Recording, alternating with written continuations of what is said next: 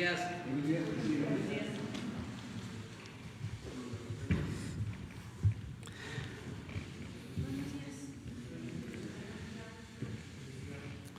Pues hoy es un día especial.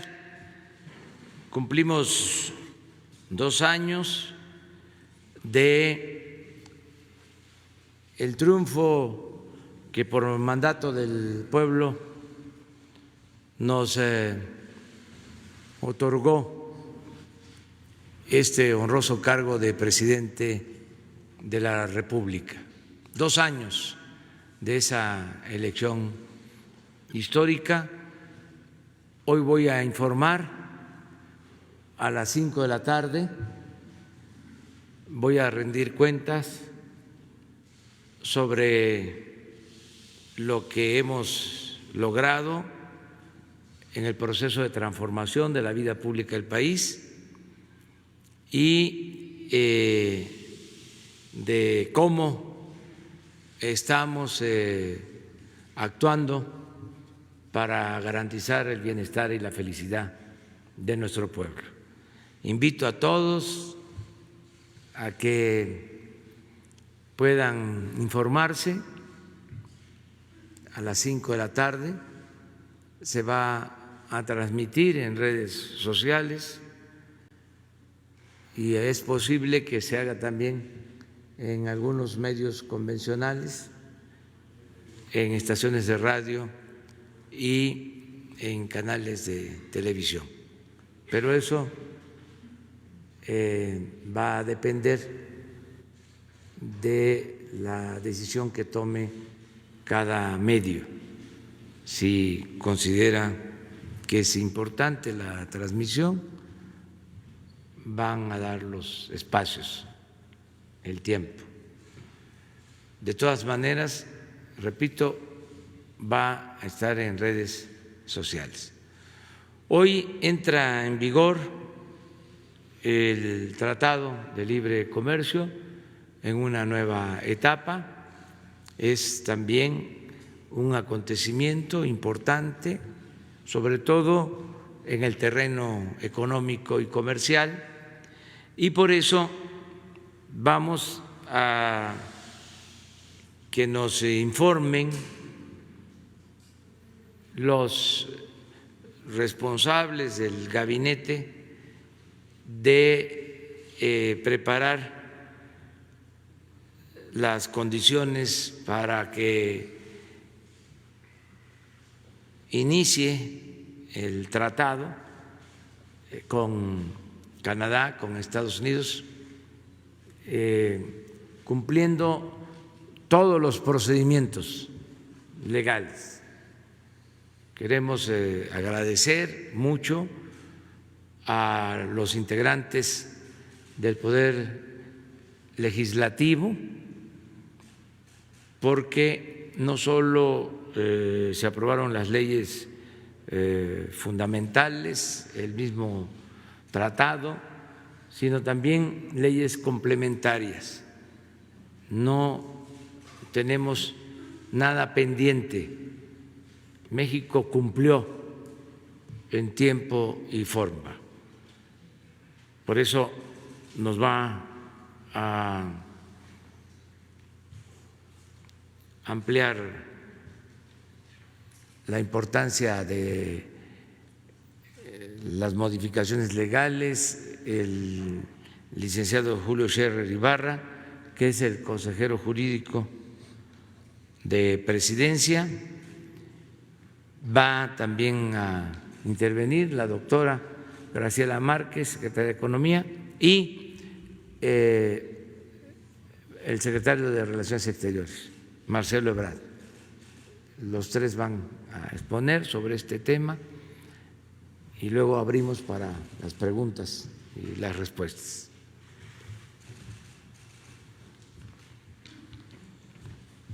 Gracias, señor presidente. Muy brevemente, las leyes que se tuvieron que modificar para dar nueva vida a este nuevo tratado.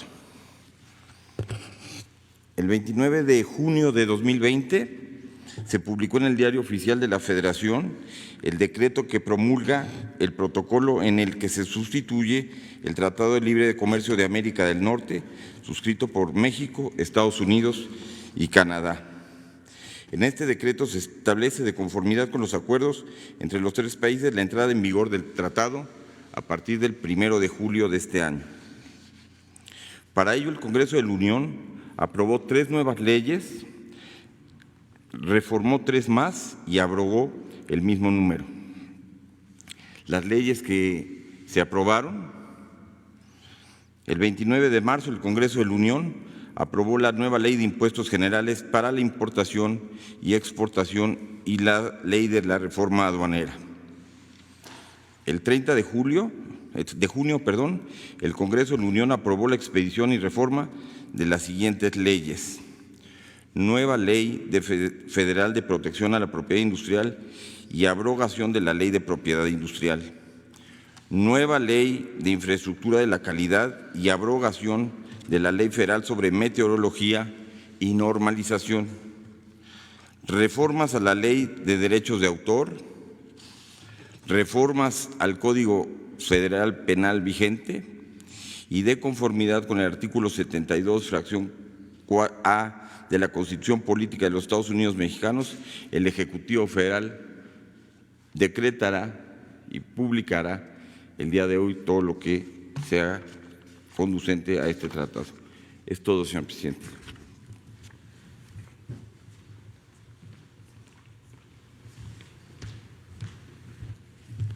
Con su permiso, presidente. Buenos días a todas, buenos días a todos. Es para mí un gusto estar aquí para recordar que el primer minuto de este día, el 1 de julio de 2020, entra en vigor el Tratado Comercial entre México, Estados Unidos y Canadá. Se trata de una continuidad y al mismo tiempo una modernización de lo que había estado vigente desde el 1 de enero de 1994, el Telecan.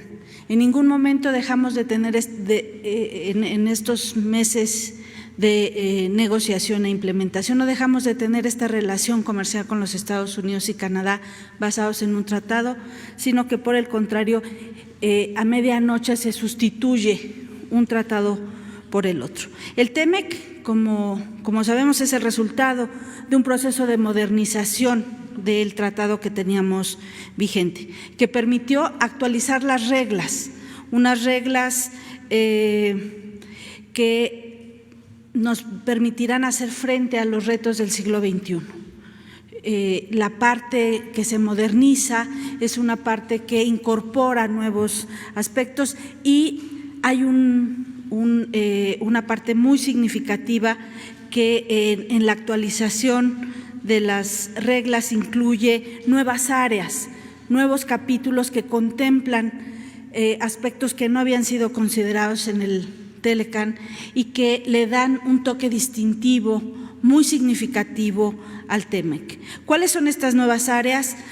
Tienen que ver con capítulos de mejora regulatoria, capítulos de impulso a las pequeñas y medianas empresas, un capítulo muy importante que se alinea con una política del gobierno del presidente López Obrador, que es un capítulo sobre anticorrupción, la protección al medio ambiente, la inclusión de los derechos de los trabajadores y en general políticas de facilitación comercial, es decir, permitir que este flujo, esta integración comercial que tenemos con nuestros socios de América del Norte sea mucho más fluida. Así pues, es un tratado que le da continuidad al tratado que teníamos, pero sobre todo lo hace más incluyente. Y ese es un aspecto a destacar y un aspecto que se alinea con las políticas de desarrollo que se impulsan en este gobierno.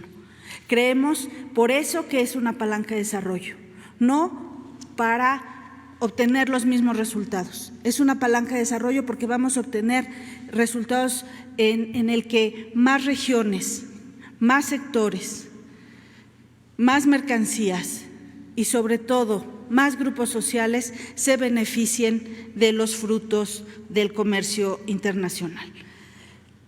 Quisiera nada más cerrar y decir que el comercio internacional es muy importante para la economía mexicana y también por eso constituye esta entrada en vigor del tratado entre México, Estados Unidos y Canadá una palanca para enfrentar los retos económicos que ha puesto a la economía mexicana el COVID-19.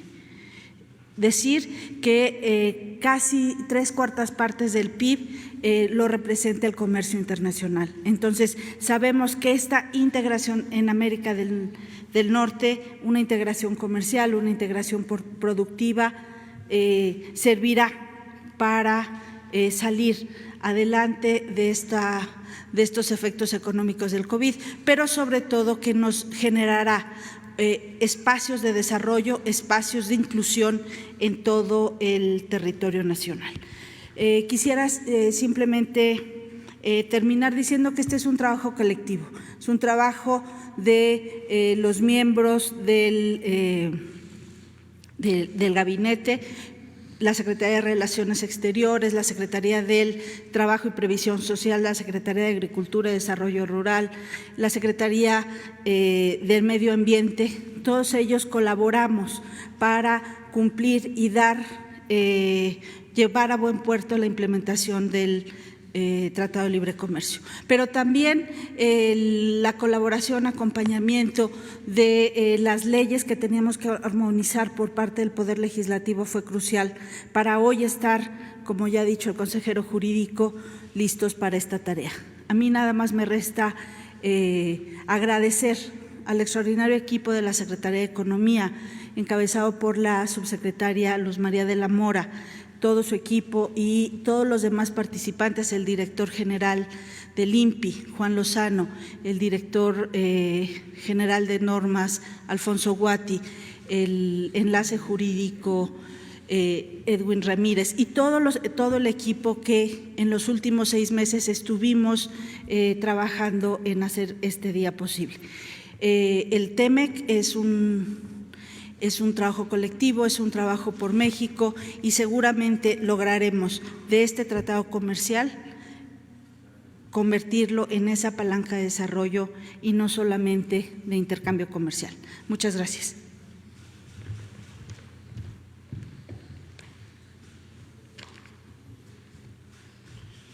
Con su permiso, señor presidente. Bueno, si se me permite, en primer lugar, felicitar al pueblo y al gobierno de Canadá hoy en su Día Nacional, que entra en vigor también este tratado. Felicitarnos a los 3 países. Breves reflexiones que quisiera compartir con ustedes. Hace 2 años, hoy son 2 años del triunfo histórico que ya mencionó el señor presidente de la República, se pensaba que este tratado era casi imposible, que era muy improbable que se llegara a él. Pero si además nos hubiésemos hecho la pregunta hace 2 años, ¿se podrá lograr un tratado así que además implique una mejora sustantiva en los ingresos de los trabajadores en México? ¿O el tratado va a seguir siendo fundamentado en bajos salarios, como pasó en los últimos años, en su primera etapa de este tratado? Si se hubiese preguntado, ¿será factible mantener la autonomía en materia energética o no? ¿O vamos a una integración energética en Norteamérica? ¿Será factible que el tratado establezca un mecanismo que nunca se ha aceptado o pocas veces se ha aceptado, casi nunca se ha aplicado en la relación entre ambos países, particularmente Estados Unidos y México, que son los paneles? Seguramente ustedes y quienes nos ven el día de hoy habríamos contestado: es imposible. Entonces, el día de hoy estamos en la entrada en vigor de un tratado que significa una apuesta para el desarrollo futuro de México basado en salarios competitivos y en que el trabajo gane. basado en mecanismos que no se habían aplicado para resolver controversias o diferencias entre los dos países, los paneles. Y como ya lo dijo aquí la Secretaria de Economía, basado en la certidumbre sobre el largo plazo para México. Entonces es un hecho mayor y por eso estamos hoy aquí. Y por eso el señor presidente de la República, en llamada con el presidente Donald Trump, llamada que ustedes recordarán se hizo con motivo de la pandemia para solicitar a Estados Unidos su respaldo para poder acceder al mercado de ventiladores en ese momento muy, muy difícil. Le comentó al presidente Donald Trump, en la visión de México este es un logro mayor. Quiere decir algo muy significativo para nuestros países, más allá de nuestros gobiernos. Y por lo tanto sería bueno, sería importante procurar encontrarnos con motivo de la entrada en vigor del tratado. Es una nueva etapa en la relación entre los tres países, por lo que acabo de explicar. Y lo mismo hizo, misma referencia hizo con el primer ministro Trudeau, en ese caso no proponiéndole un encuentro en presencia, porque el 1 de julio, como ya dije, hoy es la fecha nacional del Canadá, pero sí algún tipo de celebración, conmemoración, si es que se llevase a cabo el día de hoy. Bueno, pues esa fue la propuesta de México por la visión que acabo de decir. México ha sido un promotor importante de lo que hoy nos congrega, de esta entrada en vigor de un tratado que nos da certidumbre en las próximas décadas. Y pensamos, y piensa el presidente López Obrador, que vale la pena promoverlo, consolidarlo, expandirlo, porque vamos a vivir un mundo, y lo estamos viviendo no solo por el COVID, que es de suyo ya un reto muy grande, sino por la incertidumbre y las tensiones que estamos viendo en el mundo. Es un mundo diferente, cada vez muy distinto a lo que habíamos pensado hace unos años. Hoy hay tensiones comerciales muy serias, hay competencias muy fuertes, nuevas, más difíciles de resolver. También por eso México propuso a Jesús Seade, que tuvo mucho que ver con lograr lo que hoy conmemoramos, celebramos, este nuevo tratado, para la Organización Mundial del Comercio, porque en el mundo tenemos un problema mayúsculo. Es más, ni siquiera estamos de acuerdo en cómo ponernos de acuerdo cuando hay diferencias. Bueno, entonces, ha sido, esa la posición de México, va a seguir siéndola. Ese es el interés estratégico. Como resultado de esas conversaciones, el día de ayer ya nos confirmaron y recibimos la invitación para una visita oficial de trabajo a los Estados Unidos, a celebrarse el día 8 y el día 9 de julio. El programa y sus detalles, desde luego, los daremos a conocer en cuanto los tengamos ya terminados, pero la esencia de esta visita responde a lo que hoy estamos presenciando, que es la entrada en vigor de este tratado. Hay desde luego muchos temas, con Estados Unidos siempre los habrá, y también con Canadá. El día 8 en la tarde será la agenda de trabajo de carácter bilateral, es decir, reunión de trabajo, encuentro del presidente Donald Trump y el presidente Andrés Manuel López Obrador, conversaciones sobre varios temas, y el día 9 por la mañana lo que tiene que ver con la agenda trilateral. Les vamos a estar informando los detalles de esto. ¿Qué se pretende? ¿Cuál es el objetivo entonces para concluir de esa visita? ¿Es una visita para qué? Primero, porque tenemos que subrayar para todas y todos, inversionistas, instituciones financieras, pero también para el ámbito internacional en general, que haya un compromiso en Norteamérica para fortalecer el comercio, la inversión y el bienestar, subrayo el bienestar, entre México, Estados Unidos y Canadá. Y un mensaje muy importante para todas y todos nosotros. El día de hoy no solo entra en vigor un tratado, con todos los contenidos que dije, sino iniciamos una presencia muy relevante de México para la inversión, el empleo y el crecimiento económico. Ese es el objetivo. Para eso va el señor presidente a los Estados Unidos y por eso habló con ambos mandatarios, el presidente Trump y el primer ministro Trudeau, y por eso vamos a estar en esta visita oficial de trabajo. Muchas gracias por su atención. Muy bien, pues yo solo también agradecer a todo el equipo de la Secretaría de Economía y de la Secretaría de Relaciones Exteriores por el trabajo que se realizó de manera muy especial. Quiero destacar la participación de Jesús Seade. Fue actor principal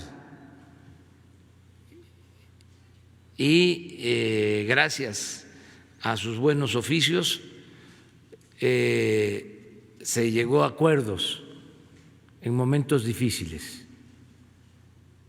Es un experto, Jesús Seade, en esta materia. Por eso también se está postulando y México lo apoya, el gobierno que represento, para ser el director general de la Organización Mundial de Comercio. Muchas gracias a Jesús por su apoyo. Bueno, entramos ya a la sesión de preguntas, de respuestas. Tenemos una lista de ayer. Berenice Telles.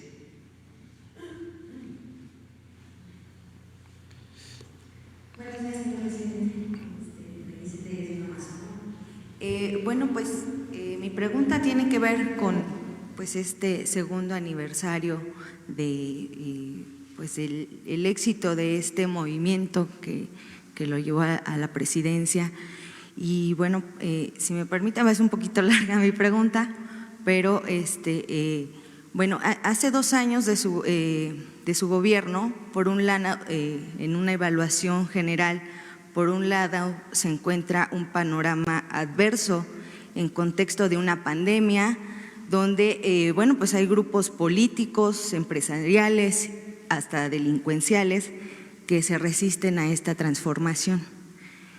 Y bueno, pues que estaban acostumbrados a viejas prácticas de corrupción que ya se habían hecho como habituales y se habían normalizado incluso dentro de la propia sociedad a pesar de un malestar que existía. Y por el otro lado está esta fortaleza suya, señor presidente, de esta empatía que ha generado con millones de ciudadanos mexicanos en contra de todas estas injusticias de gobiernos anteriores y pues donde su gobierno ha resaltado en temas de eficiencia administrativa en comparación a los otros gobiernos en temas de salud, seguridad, inversión en infraestructura a pesar de mucha oposición y el tema de los jóvenes, de pueblos originarios y adultos mayores. En todo este panorama general, que así, bueno, de manera muy, digamos que muy general estoy planteando, quisiera que usted nos dijera a los mexicanos, siempre usted ha apelado a la conciencia social y a la participación de todas estas gentes con las que ha generado empatía. ¿Qué sigue? ¿Qué tareas hay para estos ciudadanos en este contexto donde por un lado pues se ve ir la oscuridad y por otro, bueno, pues hoy se está celebrando además la entrada en vigor de un tema tan importante como el tratado? Esa es mi pregunta. Pues estamos cumpliendo en efecto 2 años del triunfo.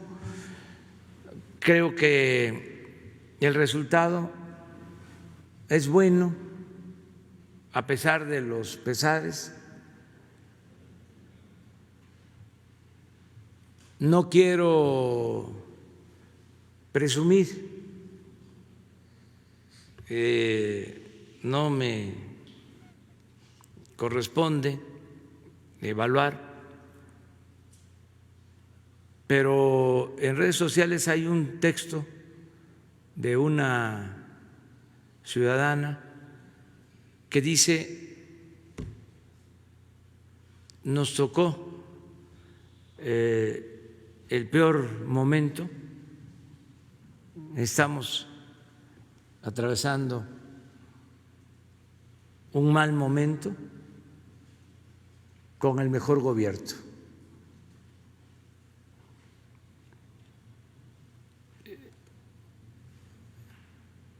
Eso es lo que muchos piensan. Yo creo que el resultado es bueno. Las mismas encuestas de los medios, no las que nosotros mandamos a hacer, porque ya eso se terminó, nos están favoreciendo. Tenemos más aprobación que el porcentaje de votos que obtuvimos hace 2 años, más reconocimiento del pueblo. Y eso es lo más importante, el apoyo de los ciudadanos. Hoy también, después de informar, voy a agradecer el que me estén refrendando la confianza millones de mexicanos y reiterar el compromiso de no traicionar al pueblo, de no fallarle al pueblo de México. Acerca de el futuro, del porvenir, creo que nos va a ir bien, estoy optimista. Ayer lo comentaba, siento que ya pasó lo peor, tanto por la pandemia como por la crisis económica, que ya se ve que la pandemia está perdiendo fuerza, hay datos, elementos para sostenerlo, así lo han dado a conocer los médicos, los especialistas que están constantemente informando, y en lo económico lo mismo. Ya tocamos fondo. Les decía yo que el peor mes para la economía fue abril. Desde luego, mayo también fue un mes difícil. El mes de junio, pero con menos efectos negativos para la economía nacional y para la economía de la gente, para la economía popular. Y espero que a partir de hoy, julio, agosto, septiembre, octubre, noviembre, diciembre, el semestre que sigue sea de recuperación. Todavía en el trimestre abril, mayo, junio se va a reflejar la caída, esto porque se van a dar a conocer resultados por el INEGI sobre crecimiento económico, sobre todo y se va a registrar ahí la caída de la economía, pero vamos hacia arriba, vamos saliendo. También estoy muy satisfecho porque hemos protegido frente a estas calamidades, tanto de la pandemia como de la crisis económica, a la población más pobre, a los más débiles. Hemos destinado presupuesto como nunca a apoyar a los de abajo.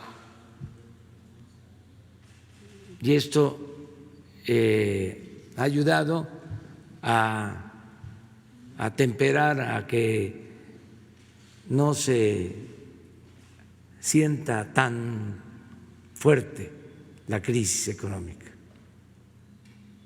Hoy mismo estamos iniciando la dispersión de cerca de 50,000 millones de pesos para entregar de manera anticipada pensiones por 4 meses a más de 8 millones de adultos mayores y a cerca de 800,000 niñas y niños con discapacidad. Y vamos a seguir apoyando. Entonces, es bueno el balance, pero me gustaría que nos acompañaran, que escucharan el informe, que vieran el informe a las 5 de la tarde. Como estamos ya en temporada de lluvia, no lo vamos a hacer en el patio, lo vamos a hacer en el recinto en el que se aprobó la Constitución Liberal de 1857, en ese recinto histórico, también para que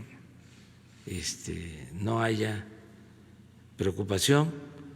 Se le solicitó permiso al Instituto de Antropología e Historia para utilizar este recinto histórico. Vamos a guardar también la sana distancia, no se va a saturar. Por eso a lo mejor no van a poder estar todos ustedes. Bueno, sí, vamos a estar, siempre vamos a estar, pero en lo presencial. Sin embargo, se van a poner pantallas para que puedan estar ustedes presentes y que nos acompañen. Son invitados especiales. Bueno, vamos con Antonio Baranda. Gracias, buenos días, presidente, buenos días a todos.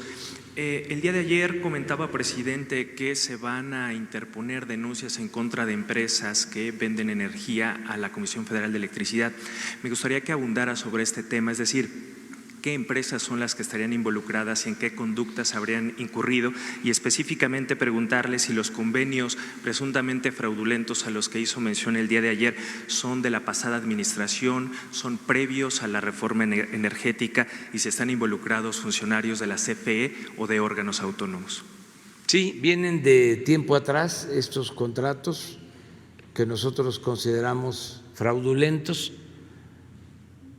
Fueron contratos pantalla, porque se hicieron licitaciones, se estableció un precio por el pago de la energía que la Comisión Federal de Electricidad le compra a las empresas particulares, pero era nada más la formalidad, la pantalla, la faramalla, porque de inmediato entraba un anexo con otra tarifa en la que se le tenía que pagar más a las empresas particulares, la mayoría empresas extranjeras y destacadamente empresas españolas. Esto se repitió durante mucho tiempo, antes de la llamada reforma energética y después de la reforma energética. Entonces, a todas luces se trata de un fraude a la hacienda pública y se están preparando las denuncias para proceder en contra de los responsables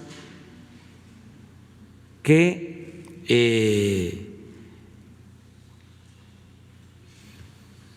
deben considerarse en estas acusaciones a funcionarios de la Comisión Federal de Electricidad y a los dueños accionistas de estas empresas. Funcionarios de la Comisión Federal de Electricidad, consejos de administración, si ellos dieron estas autorizaciones, y los que resulten responsables. ¿Hay órganos autónomos en este ramo? ¿Hay, presidente? Si participaron, sí. Si avalaron este tipo de fraude. Entonces, lo que queremos es ponerlo de manifiesto, que la gente lo sepa, porque se engañó durante mucho tiempo al pueblo, hablando de que se le daba subsidio a los consumidores, cuando el subsidio se le entregaba a estas empresas, cosa que no sucede en ningún país del mundo. Subsidio no solo por pagarles altas tarifas, subsidios también por no cobrarles el costo de la distribución de la energía eléctrica, el uso de las líneas de transmisión de energía eléctrica, y también subsidio porque se permitía que, aunque no entregaran el 100% de la energía, aunque entregaran el 40%, se les pagaba el 100%. Entonces, todo eso es lo que se va a ventilar, que quede completamente claro, que todos lo entendamos. Afortunadamente, ahora hay esta posibilidad de informar. No lo voy a decir hoy en el informe, pero lo digo ahora. Esto es totalmente nuevo, esto es parte de la transformación, el que todos los días estemos informando. Nunca se había garantizado tanto el derecho del pueblo a la información como ahora. Entonces, vamos a explicar en qué consistían estos contratos, porque no es un asunto nada más jurídico o de tribunales, es un asunto que tiene que ver con la moral pública, que tiene que ver con la corrupción y que no podemos nosotros ser cómplices, mucho menos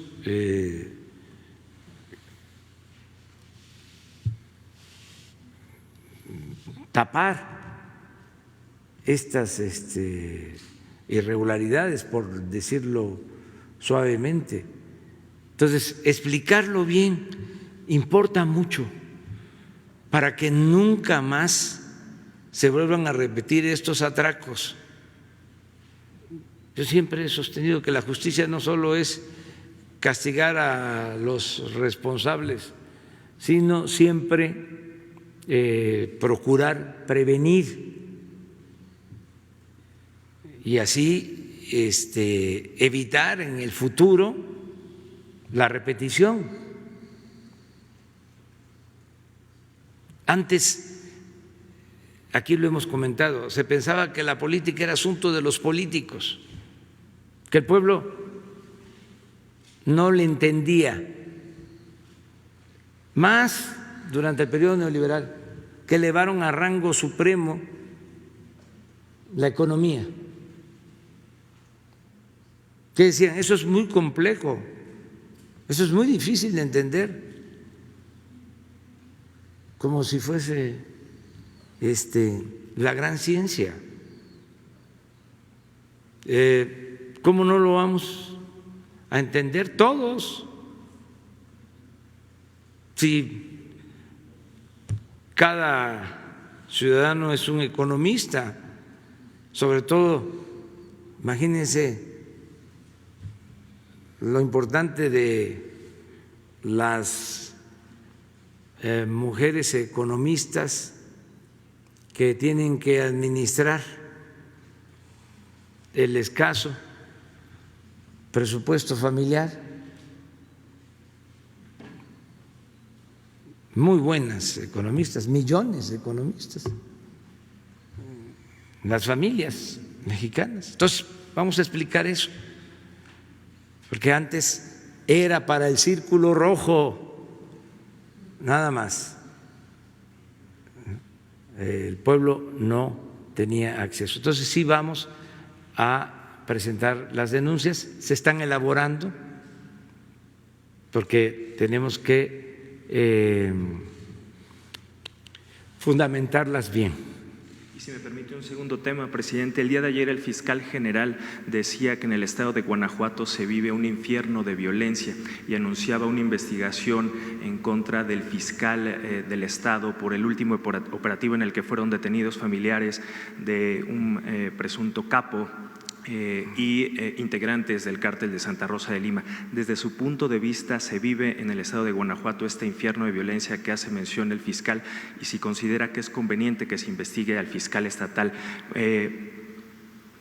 El gobernador de Guanajuato ha señalado en las últimas horas que le ha preguntado a usted directamente si tiene algún problema con el fiscal del estado y que usted le dijo en corto que no lo tiene. Por eso mi pregunta, si considera que es conveniente que se investigue a este fiscal y eventualmente fuera… Es que no es un asunto personal, es que están mal las cosas en Guanajuato en cuanto a la impartición de justicia. Y sobre todo impera la violencia en el estado. Yo les he comentado que de todos los homicidios que se cometen en el país, del 15 al 18% se llevan a cabo en Guanajuato. Es un asunto completamente atípico. Son muchos homicidios. Ayer les voy a mostrar, es de los días con menos homicidios en el país, claro. Han habido días más bajos en homicidios, afortunadamente. Pero aún ayer, que fueron pocos, o estuvo abajo de la media el número de homicidios, primer lugar Guanajuato. A ver, pongan. Esto es lo que está pasando.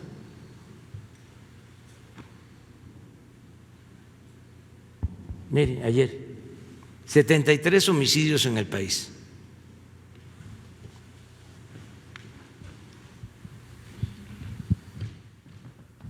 Siete estados sin homicidios.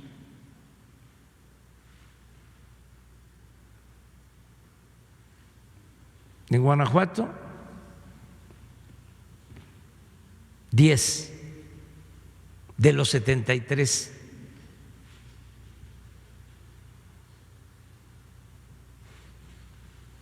%. Y hay veces que llega al 20%. Entonces se dan casos como estas detenciones y luego que jueces liberan a los presuntos delincuentes porque tardó en llegar la orden de cateo o tardó en llegar la orden de aprehensión, y eso da motivo, pretexto para liberar a presuntos delincuentes. De modo que se tiene que llevar a cabo una limpia, y lo tienen que hacer las propias autoridades de Guanajuato.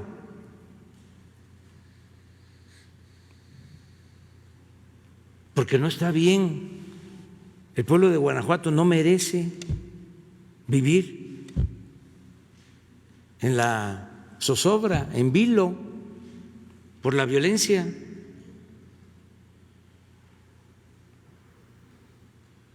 Tendrá que alcanzar al procurador y al secretario de Seguridad. Eso lo tienen que decidir ellos. Pero una autoridad que lleva 12 años en el cargo y que tiene estos resultados,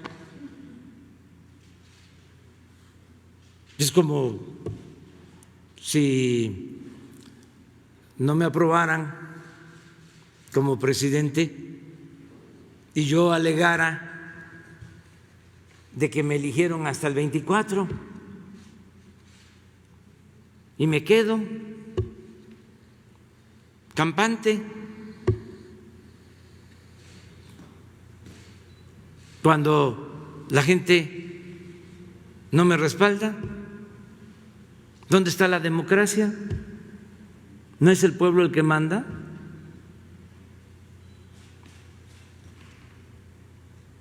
Entonces, en política, entre otras cosas, cuentan los resultados. Entonces, es un llamado a las autoridades de Guanajuato de manera respetuosa de su soberanía para que tomen cartas en el asunto. Y desde luego que la Fiscalía tiene que hacer lo propio, y yo respaldo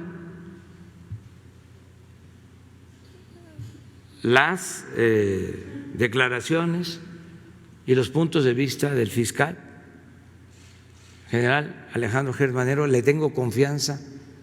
Aprovecho para felicitarlo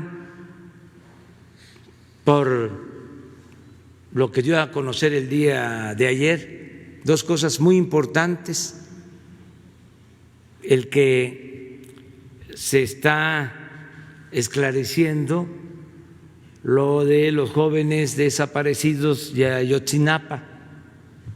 Fíjense, hoy en la mañana ya nos informan que uno de los involucrados, que estaba detenido, un juez lo dejó a las 12 de la noche en libertad. Claro, no ha salido porque hay un plazo de 24 horas. Ahora la Fiscalía va a tener que defender el asunto. Pero imagínense eso. No se puede permitir que estas cosas sucedan.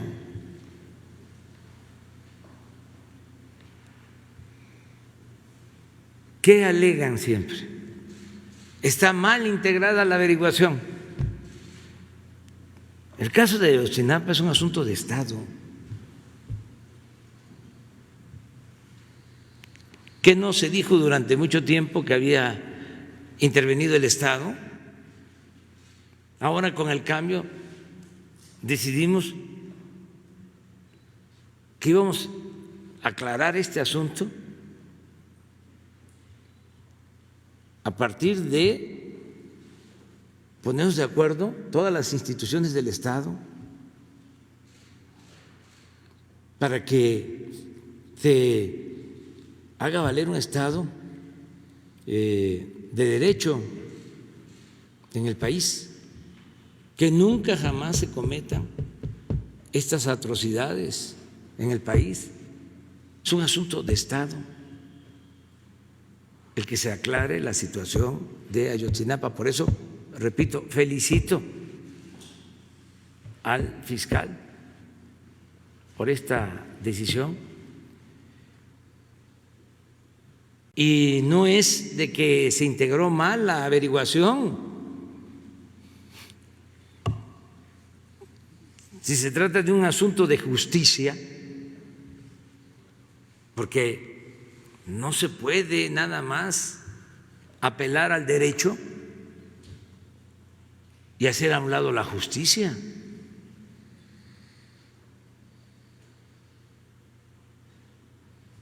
¿Qué opciones hay si está mal integrada la averiguación? Pues que el impartidor de justicia proponga que se reponga el procedimiento, pero no utilizar una deficiencia en el caso de que se haya presentado como pretexto para dejar en libertad a un presunto delincuente. Eso se tiene que terminar, porque detrás de todo esto, de esas fallas en los procedimientos, en el fondo es la corrupción lo que prevalece. Tenemos que limpiar de corrupción al gobierno en su conjunto. Lo otro importantísimo de el día de ayer es el anuncio de que acepta la extradición el señor Lozoya y que está dispuesto, según las palabras del fiscal, a dar a conocer todo lo que sucedió con relación a los sobornos de Odebrecht, todo el dinero que se repartió. Eso no lo dijo él, el fiscal, eso lo digo yo.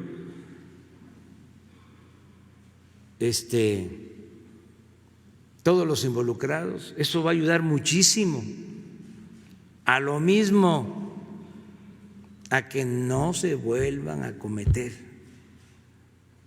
esos actos de corrupción, a ir limpiando de corrupción al país, purificando la vida pública. Entonces son momentos estelares. Estamos en el terreno de lo inédito, de algo nunca visto. Entonces, qué bien que con hechos se está demostrando que no hay corrupción y no hay impunidad. Entonces, esto aplica para todos. Delincuencia común, delincuencia organizada y delincuencia de cuello blanco. Presidente, si me permite, dos temas más adicionales. Uno, si hay posibilidad de un reforzamiento de las fuerzas federales en el estado de Guanajuato por este escenario de violencia que se vive ahí, y si el canciller nos pudiera comentar si en esta agenda trilateral del segundo día de la visita de trabajo del presidente podría participar el primer ministro de Canadá. Sí, estamos apoyándonos en las Fuerzas Armadas para garantizar la paz en Guanajuato. Pero hay un asunto muy complejo porque se dejó crecer, está muy arraigado. Hubo tolerancia durante mucho tiempo. Por eso, cada vez que se quiere detener a alguien, hay incluso movilización de personas. Hay una red de base, una base de personas que ayudan. Aprovecho para llamarlos a que no continúen con esas actividades, porque se tiene información de que hay nóminas en donde se paga. Entonces, antes aceptando sin conceder de que no había ingresos, pues se veían obligados, sobre todo los jóvenes, a tomar esa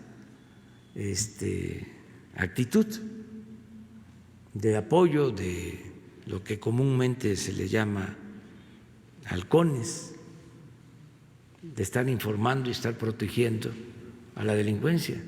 Pero ahora hay otras opciones, hay alternativas, se está apoyando a la gente, se está apoyando a los jóvenes. Entonces, ojalá y ya no se participe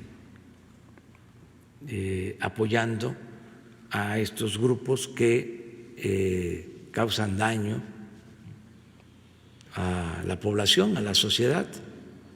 Entonces, sí va a seguir interviniendo el gobierno federal, nos van a seguir ayudando de la Guardia Nacional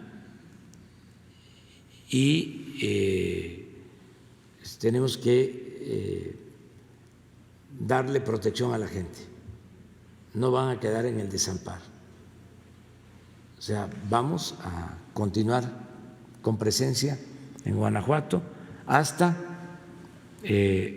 lograr la paz, la tranquilidad.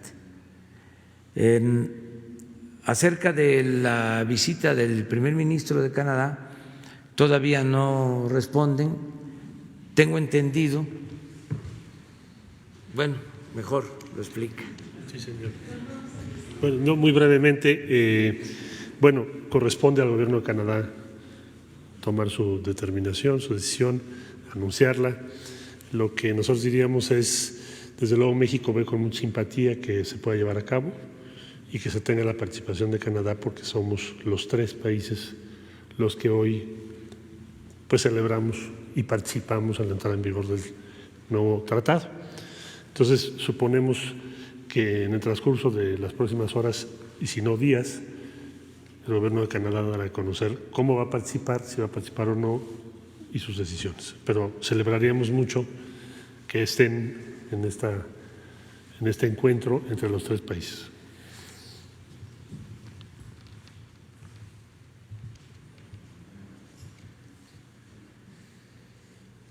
Sharon Monterrubio. Gracias, buenos días. De Canal 14 del SPR. Primero, sobre Ayotzinapa, ¿hasta dónde llegó la mentira histórica? ¿Y qué implicaciones políticas tiene que Emilio Lozoya, el exdirector de Pemex, finalmente haya aceptado ser extraditado?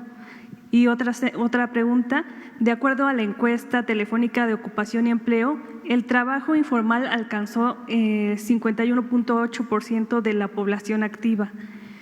Considera más bien que es suficiente los apoyos que otorga el gobierno, y cuáles serían los perfiles que están pendientes por atender, además de qué manera el TEMEC apoya en la situación de mejorar los empleos. Sí, en el caso de la cuestión económica, de lo que preguntaste al final, estamos atendiendo a quienes se buscan la vida como pueden, en la calle, de manera honrada, pero esto hay que decirlo.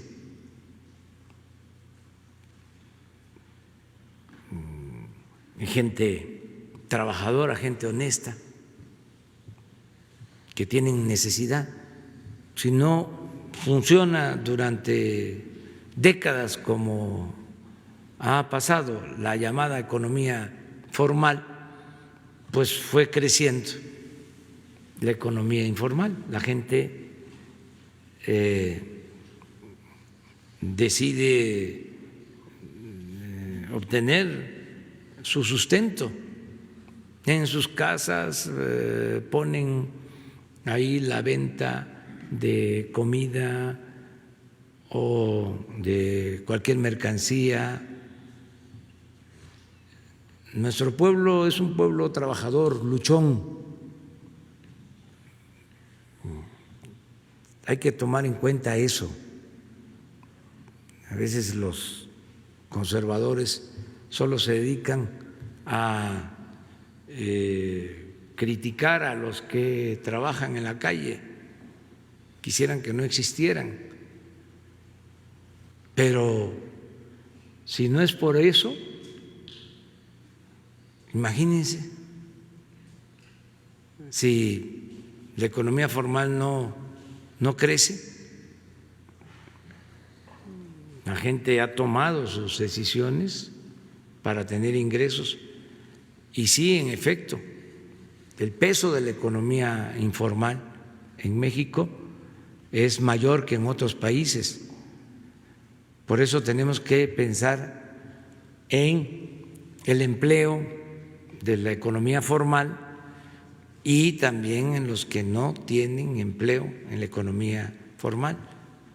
Muchos, millones. Entonces, los créditos que se están dando, por ejemplo, incluye a integrantes de la economía formal, pero también la mayoría son miembros de la economía informal, comerciantes. Ahora estamos ayudando a tianguistas, se está ayudando a taxistas, a quienes se dedican a las artesanías, a distintas actividades, se les está apoyando y lo vamos a seguir haciendo siempre, siempre. Por eso el esquema nuestro es distinto a lo que se aplica en otros países y a lo que antes se llevaba a cabo en el país con la política neoliberal. Antes era arriba, atender arriba, pensando que si llovía fuerte arriba, goteaba abajo, que si les iba bien a los de arriba, les iba a ir bien a los de abajo. Y aún haciendo eso en el sector formal, porque partía de eso, de atender solo el sector formal, pues se quedaba fuera la mayoría de los trabajadores o un porcentaje considerable de trabajadores de la economía informal. Esa es otra de las bondades del método que se está aplicando de atender de abajo hacia arriba, porque se abarca a todos. Yo puedo decirles que en la base de la pirámide poblacional, los de más abajo son los que tienen más programas de apoyo, de bienestar, a los que les estamos dirigiendo el mayor número de programas de bienestar. Entonces, quisiéramos ayudarlos más, pero son nuestras posibilidades, o sea, hacemos lo posible también para no endeudarnos, para no generar un daño mayor, porque si no sería un círculo vicioso. Fíjense, si con esta crisis pedimos créditos, se endeuda el país, ¿qué pasa? Pues ya en el futuro tendríamos que destinar más dinero del presupuesto a pagar intereses de la deuda. Y si tenemos que pagar más intereses de deuda, se reduce el presupuesto que podemos destinar de manera directa al bienestar de la gente. Entonces, lo que estamos haciendo es liberar fondos con austeridad, no permitiendo la corrupción, y esto nos está funcionando, pero siempre vamos a buscar ayudar de abajo hacia arriba. Sharon, ¿tu otra pregunta? Sobre Ayotzinapa y la mentira histórica, precisamente, se construyó toda una narración para implicar a los propios estudiantes en el tráfico de drogas. Un personaje como Cerón se dedicó a construir grandes mentiras antes de él, artífice de la mentira del caso de la niña Paulette, y luego como director de la Agencia de Investigación Criminal sembró la evidencia en Cocula. Sí, se está haciendo la investigación por parte de la Fiscalía y se va a aclarar todo. Yo entendí ayer lo que dijo el fiscal, de que se desconoce lo que se llamó, entre comillas, verdad histórica, ¿no? O sea, todo esto que fabricaron acerca de la desaparición de los jóvenes, según entendí, el fiscal expuso que se tienen todos los elementos para demostrar de que fue una gran simulación y que ya hay pruebas de lo que verdaderamente sucedió. Y yo celebro esto. Y la instrucción, por lo que a nosotros corresponde, es de que no se proteja a nadie, que no haya impunidad, que el que participó sea castigado. Y bueno, sobre las implicaciones políticas de Lozoya al aceptar ser extraditado. Pues eso también va a ayudar mucho, porque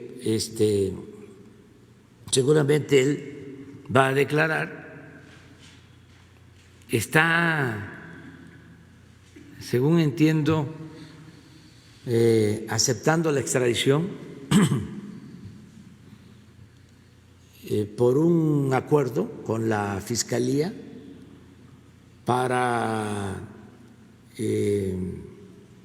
lograr algunos beneficios en cuanto a su posible consignación y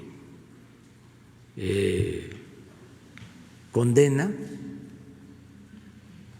aportando información, es decir, dando a conocer lo que sucedió. Eso es muy importante. Daba mucha vergüenza, por ejemplo, que en otros países, por el caso de Odebrecht, estaban en la cárcel altos funcionarios, hasta presidentes. Y en nuestro país, nada. Nada absolutamente. O sea, campeones en impunidad. Entonces, que esto, aún con el tiempo, se aclare, se repare ese daño, va a ayudar mucho a sanear la vida pública del país. ¿Qué sucedió? ¿Cómo se recibía ese dinero de soborno? ¿A dónde iba a parar? ¿Quiénes participaron? Ayer el fiscal habló un poco de que habían personas relevantes. ¿Cómo dijo al final? ¿No tienes la declaración? Porque es un lenguaje así, no como el que usamos aquí en la mañana, más técnico, sí, físico.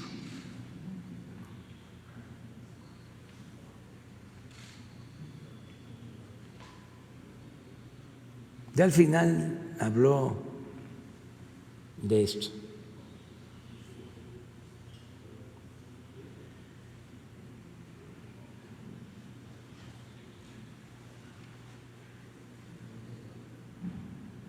Hace 10 años no podíamos hacer esto, ¿eh? No se podía. ¿O sí? Ya hace 10. No, todavía no. Sí. Nos desesperamos de que, ¿cómo decimos? Está muy lento el Internet. Y antes era el telegrama. ¿Cómo? Personas de relevancia. Personas de relevancia. Sí, a ver si lo escuchamos. Porque me llamó la atención eso. Personas de relevancia, de acuerdo a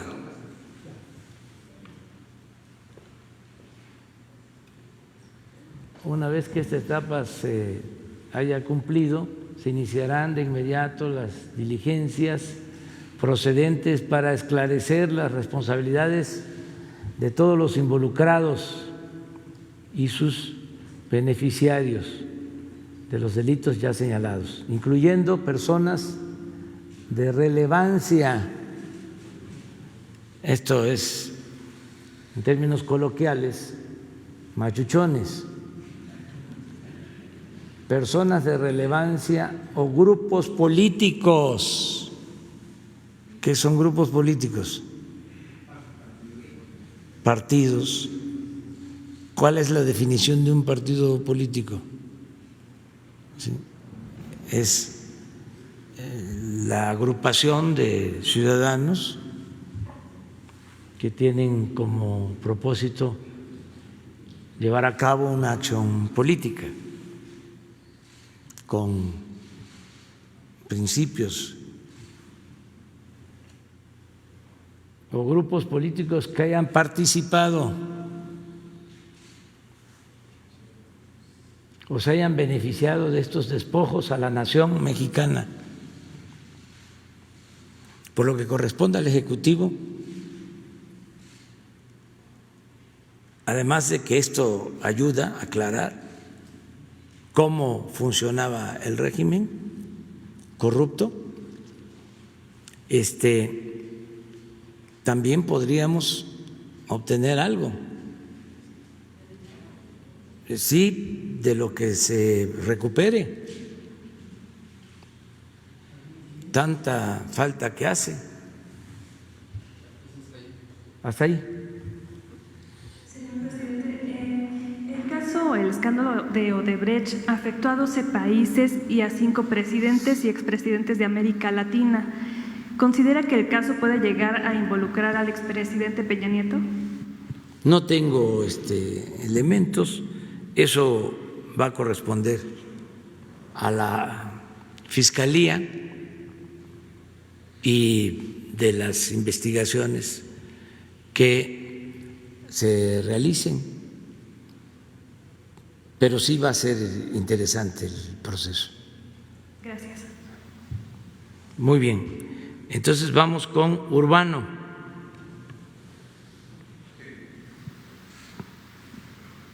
señor presidente.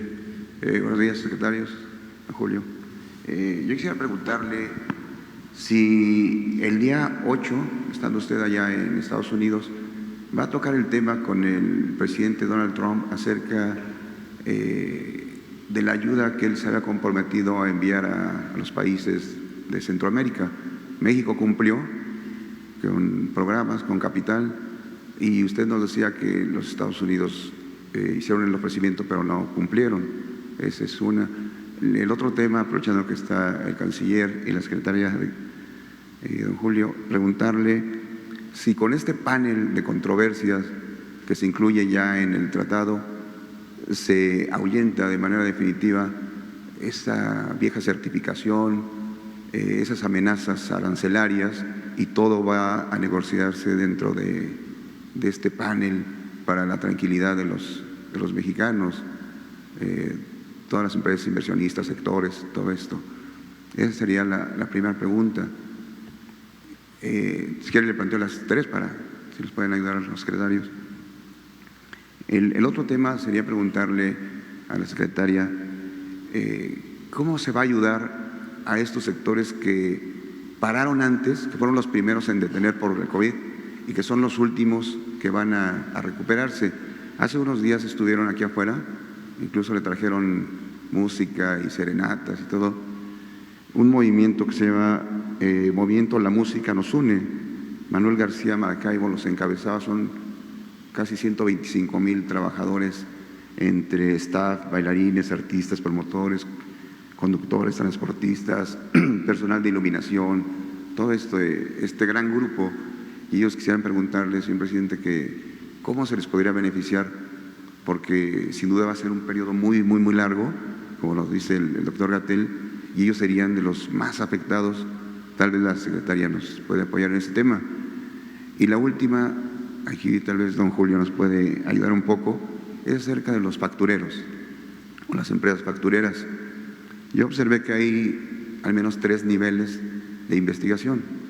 Usted nos decía que hay empresarios que ni siquiera conocían de que estaban siendo objeto de un fraude, ¿no?, de sus contadores, y que ya han aceptado ir al SAT, negociar y ponerse al corriente. Pero hay otro nivel, otro grupo, que son quienes sí sabían que había fraude y colaboraron. ¿Qué se va a hacer en ese caso? Y más allá, ¿qué se va a hacer con los despachos jurídicos, con los despachos contables que existen? Que usted seguramente tiene el reporte ya de todos ellos. Algunos de ellos incluso son de personajes que en el pasado fueron sus persecutores, que son abogados muy afamados, pero que siguen vigentes. ¿Y ahí qué se va a hacer? ¿Se les va a perseguir? ¿Sí va a haber detenidos o va a haber punto final? Gracias, señor presidente. Gracias a todos. Bueno, yo creo que es oportuno aclarar que nosotros no fabricamos delitos a nadie y que actuamos con completa transparencia. Cuando sabemos de ilícitos o presuntos ilícitos, se presentan denuncias a la Fiscalía, que también debemos de recordar es un organismo autónomo. Antes el fiscal, que se llamaba procurador, dependía del presidente. Ahora la Fiscalía es autónoma. Esto es nuevo y muy importante. Entonces, en el caso de los factureros, ya lo hemos dicho, se encontraron estos desfalcos, son 2 tratamientos, en efecto, los que promueven estas prácticas, los despachos que se dedicaban a estos ilícitos, y la gente, los contribuyentes que cayeron en estas insinuaciones, en la tentación de ahorrar dinero, de no pagar completo las contribuciones o los impuestos. Entonces, muchos también no sabían, tan es así que se están regularizando. Mucha gente está asistiendo ya, está llegando al SAT a regularizarse. Así es, quiero ver cómo está mi situación y si hay facturas falsas y tengo que corregir, lo hago. Entonces, ese es el plan, pero sí son dos tratos. En el caso de los autores intelectuales, de los que promovieron este sistema de defraudación a la hacienda pública, son demandas penales. Esto Julio lo puede explicar. Acerca de lo del tratado, una de las cosas importantes es que son reglas claras. Ya no pueden haber cierres de frontera o aumento en aranceles de mercancías sin un procedimiento de tipo legal, con los famosos paneles donde participen los tres países, representantes de los tres países. Entonces esto nos da mucha certidumbre, incluso hasta para las cuestiones laborales. No es que venga una inspección y no se está cumpliendo con la ley laboral del país, o hay maltrato a los trabajadores y de inmediato se cierra esa empresa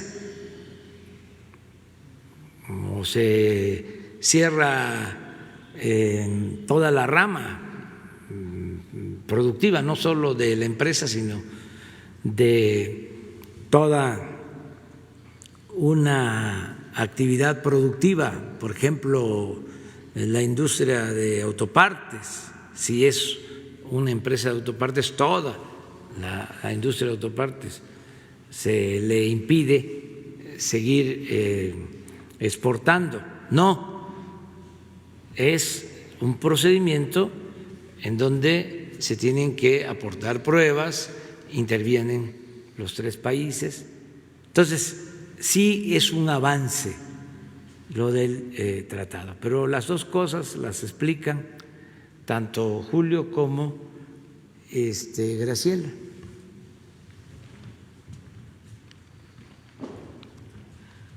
Con mucho gusto, presidente. El presidente de la República instruyó tanto al SAT como a la Procuraduría Fiscal que hicieran una revisión de las empresas para ver cuáles se relacionaban con posibles empresas que se dedican a la facturación. No solo son empresas, sino también son despachos que tienen esta actividad ilícita. Se le presentó al presidente una lista de empresas que están perfectamente relacionadas, despachos que están relacionados, y infinita cantidad de personas que han hecho uso de las facturas falsas. Como bien dice el presidente, en el caso de los operadores, de los que ofrecen la factura, saben que están cometiendo un ilícito, porque esa factura va a ser para quitarle ingresos al gobierno federal.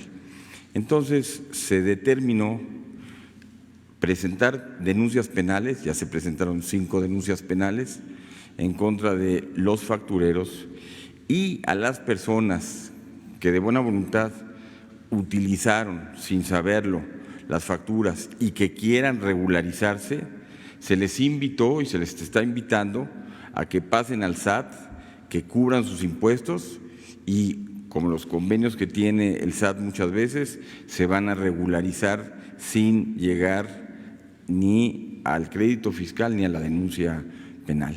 Básicamente eso es lo que se hizo. Por supuesto, se tiene una investigación sobre todos, no se va a dejar a nadie impune si se encuentra que vendieron las facturas o sabiendo que había un ilícito, compraron estas mismas. Es todo, muchas gracias. En el caso de los despachos, don Julio, ahí, ¿qué tratamiento se les daría? ¿En el caso de qué? De los despachos contables y jurídicos. Es la misma situación. Lo mismo. Tanto despachos contables como despachos de abogados se dedicaron también a esta actividad y también van a ser denunciados. Perfecto. Gracias.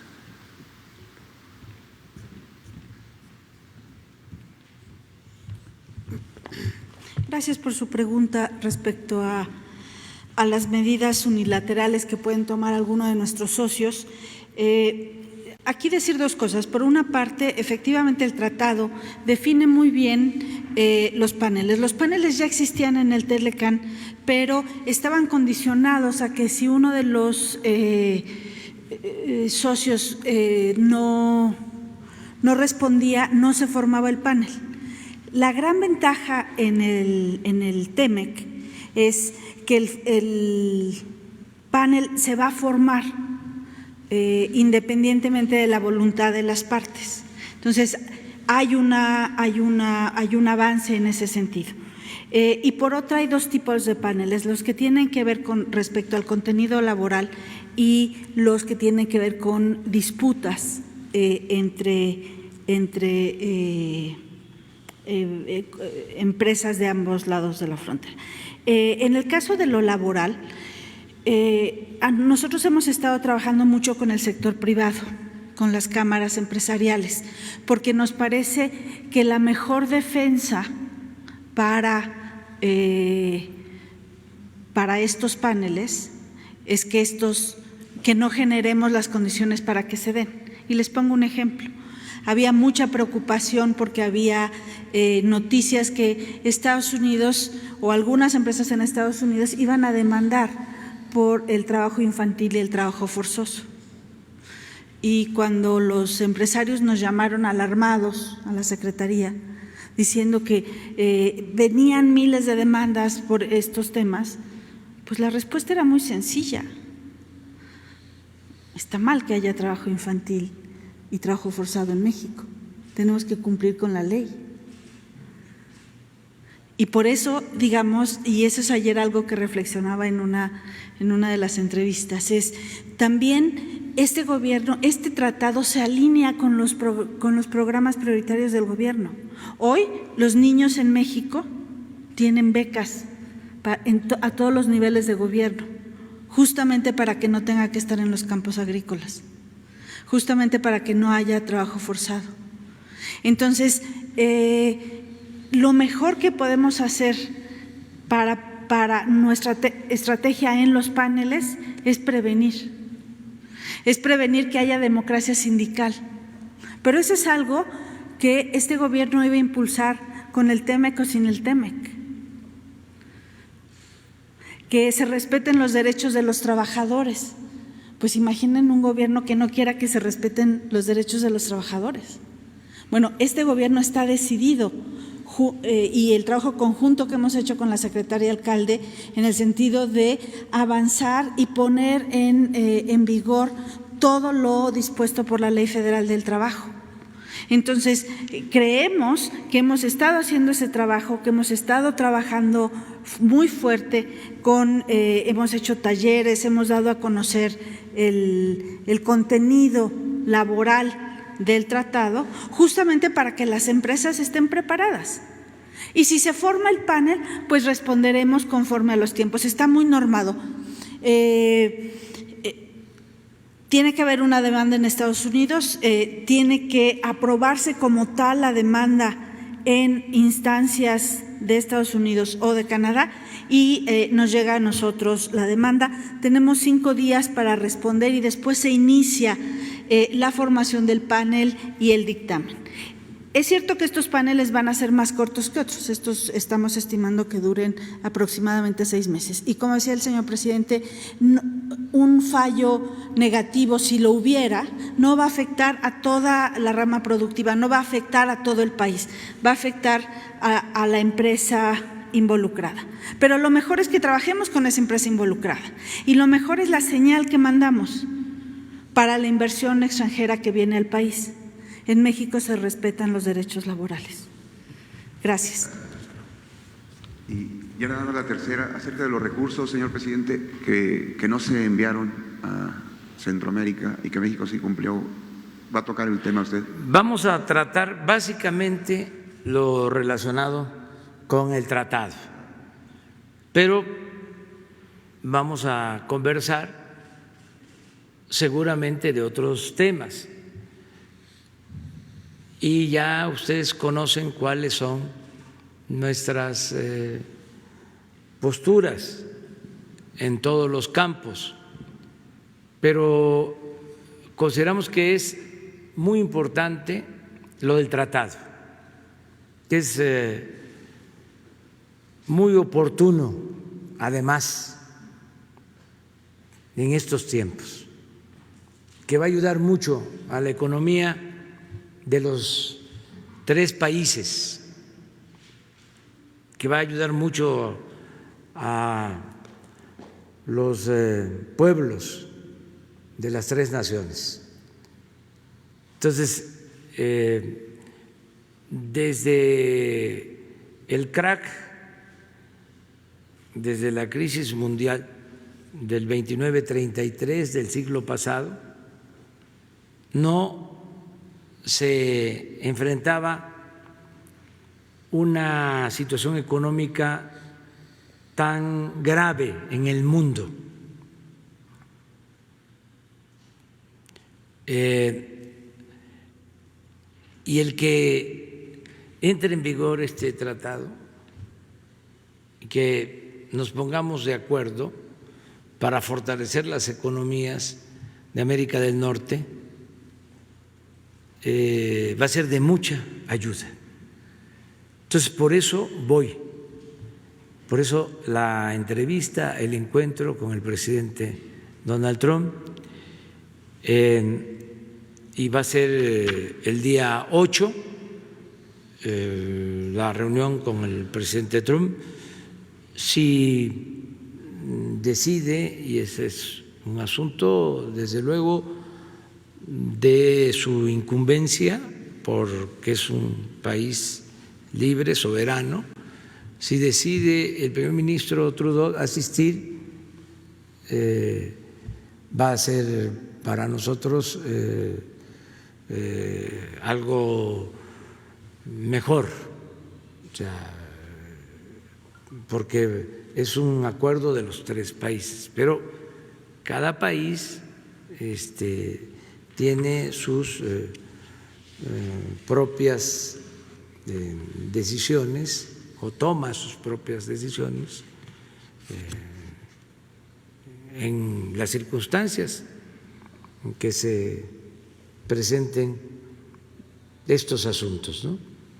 En lo económico, en lo social, en lo político, todo eso influye, porque aunque es una reunión de trabajo, ¿sí?, pues no deja de ser una reunión política, porque pues hay que entender que todas las relaciones entre gobiernos son relaciones políticas. Yo hablaba que nosotros nos guiamos, nos ceñimos a lo que está establecido en nuestra Constitución política, porque como ha habido tanta distorsión sobre la palabra, el término, el concepto de política, se piensa que es algo corriente,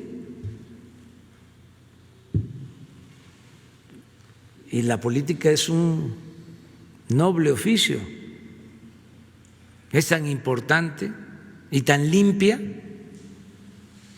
que ni los más sucios políticos han podido mancharla. Entonces a veces se dice, yo no soy político,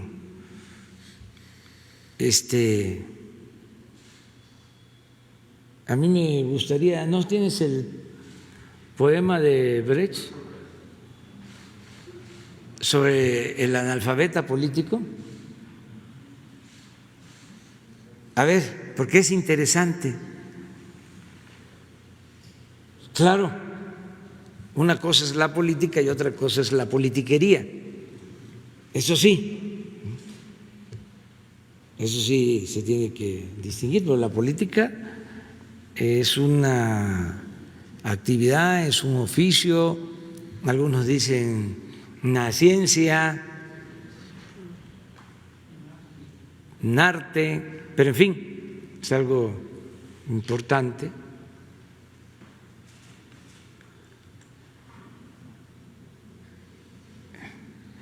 Y ya les, ¿sí? Ahora te toca a ti.